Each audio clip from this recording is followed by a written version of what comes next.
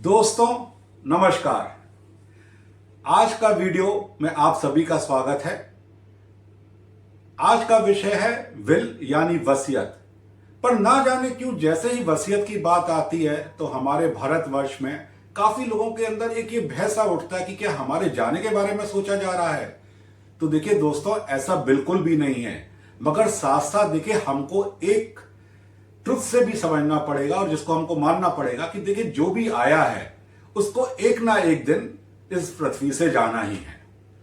तो आगे बढ़ने से पहले दोस्तों, आज आपको ये बता दूं कि आज हम इसी विषय पे बात करने जा रहे हैं कि विल क्यों बनाए, उसके क्या फायदे हैं, कैसे बनाई जा सकती है, और अगर नहीं बनाते हैं तो फिर क्या होता है आपकी प्रॉपर्टी का जिसके अंदर चल अचल संपत्ति है। और साथ साथ मैं आपको आज इस वीडियो के माध्यम से एक टेम्पलेट भी प्रोवाइड कर रहा हूं जिससे कि आप घर बैठे विल बना सकते हैं। तो चलिए दोस्तों आगे बढ़ते हैं। तो देखिए दोस्तों, सब में बड़ा फायदा विल का यानी वसीयत का यह है कि जाने वाले की जो भी प्रॉपर्टी है, इमूवेबल मूवेबल जिसको चल अचल संपत्ति कहते हैं, उसकी इच्छा के अनुसार से डिस्ट्रीब्यूट होती है। यानी वो जिसको भी देना चाहता है प्रॉपर्टी अपनी, चाहे वो पूरे बच्चों में डिस्ट्रीब्यूट करना चाहता हो, अपने स्पाउस को देना चाहता हो, और यहां तक अगर किसी और को भी देना चाहता हो तो उसकी इच्छा का आदर करा जाता है और उसकी इच्छा के अनुसार ही उसकी प्रॉपर्टी का डिस्ट्रीब्यूशन करा जाता है।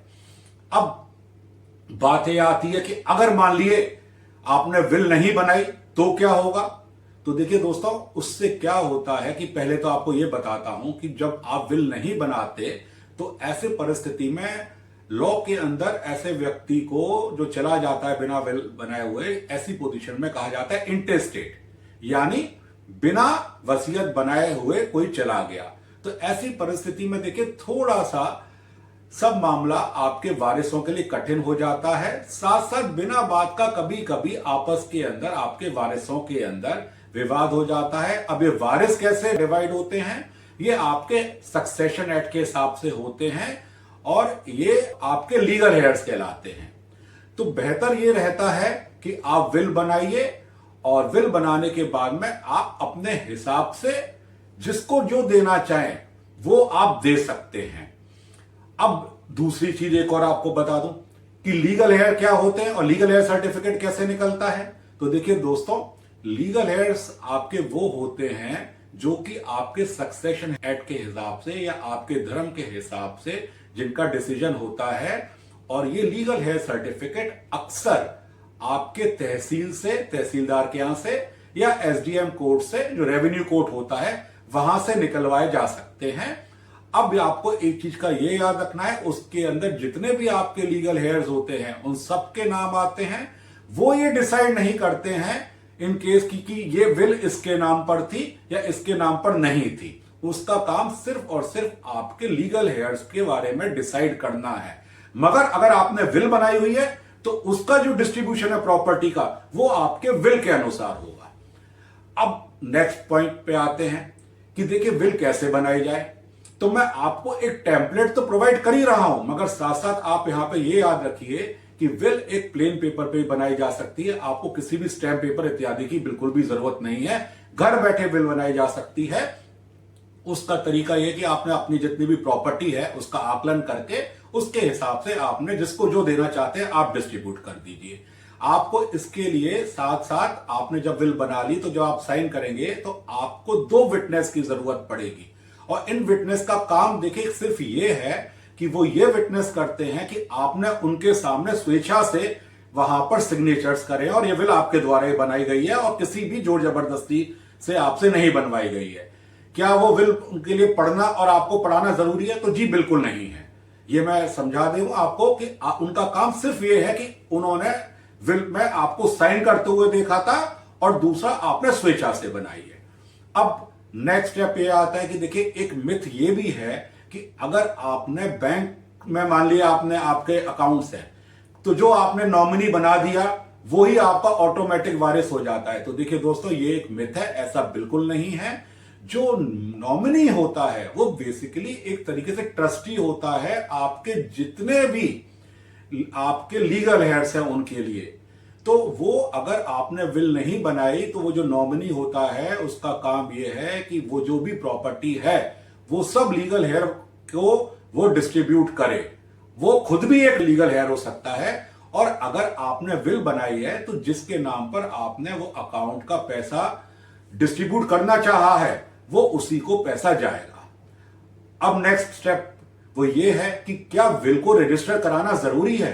तो देखिए दोस्तों, लॉ के अंदर अनरजिस्टर्ड और रजिस्टर्ड विल यानी अनरजिस्टर्ड और रजिस्टर्ड विल दोनों की एक ही कीमत है, उनकी लीगल सैंक्टिटी एक ही है। मगर क्योंकि अक्सर देखा जाता है कि डिपार्टमेंट्स मानते नहीं है बहुत सी बार, कि कहते नहीं साहब विल रजिस्टर्ड नहीं है, या तो फिर आप कोर्ट से लिखवा के लाइए, या विल रजिस्टर्ड होती। तो बेहतर तरीका यही है कि विल को आप जाके रजिस्टर करवाइए। और उसका वही फिर तरीका है कि ज्यादातर जगह पर सब रजिस्ट्रार ऑफिस के अंदर आपकी होती है, या जहां भी आपके स्टेट ने उसका विल का रजिस्ट्रेशन का तरीका बनाया हुआ है, आप वहां पे अप्रोच कर और दोनों विटनेसेस को साथ ले जाकर वहां पर आप अपनी विल रजिस्टर करा सकते हैं। एक क्वेश्चन अक्सर आता है कि साहब अगर हमने विल रजिस्टर करा दी और अगर हम चेंज करना चाहें, हमारा मन बदला, या हमने देखा कि भाई प्रॉपर्टी कुछ ज्यादा बढ़ गई, कुछ कोई कम हो गई, हमने जिसके बच्चों के नाम में हिस्सा दिया था हम चेंज करना चाहते हैं, तो क्या हमने कुछ बेच दी, तो हम कैसे चेंज करें, कैसे अमेंड करें। तो देखिए दोस्तों, वो भी आसानी से हो जाती है। ऐसे में एक अमेंडमेंट लग जाता है जिसको हम लोग लीगली कहते हैं कोडिसिल। तो वो कोडिसिल के अंदर आप जो चेंजेस लाना चाहते हैं, रजिस्ट्रार ऑफिस में फिर से जाके उस विल को निकलवा के जो आपकी प्रीवियसली रजिस्टर्ड है उसके अंदर फिर से वहां पे वो एक तरीके से कोडिसिल लग जाते हैं, उसी प्रोसेस को फॉलो करते हुए। तो ऐसे परिस्थिति के अंदर आपको किसी भी तरह की कोई तकलीफ नहीं होती। और सब में बड़ी बात यह है कि आप जिसको चाहते हैं, आपकी इच्छा का आपकी प्रॉपर्टी से रिलेटेड सम्मान करा जाएगा। अब एक और चीज आपको बता दूं कि लोग बाग अक्सर लीगल हेयर सर्टिफिकेट और सक्सेशन सर्टिफिकेट के अंदर कंफ्यूज कर जाते हैं। तो देखिए, लीगल हेयर सर्टिफिकेट निकलता है ज्यादातर आपके रेवेन्यू कोर्ट से, जो मैंने आपको बताया था कि तहसीलदार के यहां से निकलेगा या आपके एसडीएम कोर्ट से निकलेगा। जो सक्सेशन सर्टिफिकेट है वो निकलता है आपके जुडिशियल कोर्ट से। और सक्सेशन सर्टिफिकेट का बेसिकली जो डिसाइड करता है वो करता है आपका मैटर मूवेबल प्रॉपर्टी से रिलेटेड, यानी कैश, बैंक बैलेंसेस इत्यादि से। तो उसके लिए बेहतर तरीका यही है कि आप अपनी विल बनाइए। अगर आप विल नहीं बनाते हैं तो अननेसेसरी आपके जो भी लीगल हेयर्स हैं उनको प्रॉब्लम फेस करनी पड़ती है। और क्योंकि मैं आपको यहां पर एक टेम्पलेट प्रोवाइड कर रहा हूं, तो आपके लिए घर बैठे विल बनाना उस टेम्पलेट को इस्तेमाल करते हुए बहुत आसान हो जाएगा। तो मुझे उम्मीद है दोस्तों आपको ये वीडियो पसंद आया होगा, एक महत्वपूर्ण आपको जानकारी मिली होगी। अगर आपको ये वीडियो अच्छा लगा हो तो इसको लाइक करिए, सब्सक्राइब करिए और ज्यादा से ज्यादा लोगों को ये वाला मेरा वीडियो आप सर्कुलेट करिए, क्योंकि इससे उनको सभी को फायदा होगा। धन्यवाद, नमस्कार।